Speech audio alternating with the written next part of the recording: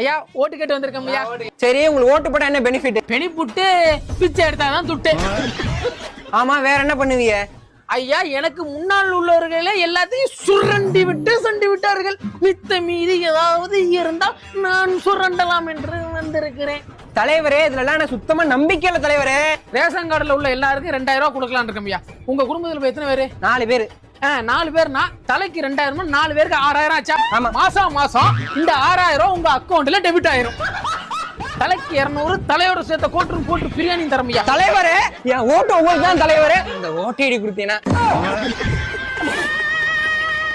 தலைவரே தூக்கம் வருது தலைவரே. இந்த பாருங்கப்பா, நம்ம சங்கத்துல எவனுக்குலாம் தூக்கம் வருதோ எல்லாம் கிளம்புங்க.